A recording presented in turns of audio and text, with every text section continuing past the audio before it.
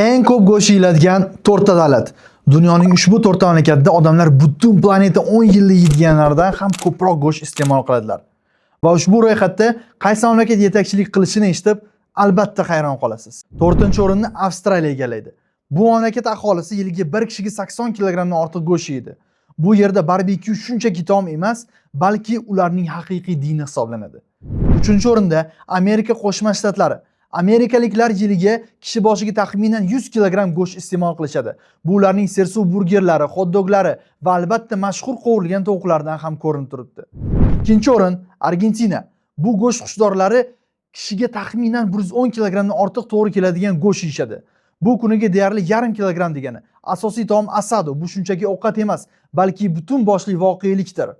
Diqqat bilan eshitamiz. 1-o'rinni aytishim bilan hayron qolasiz. Demak, 1-o'rin bu Qashqadaryo.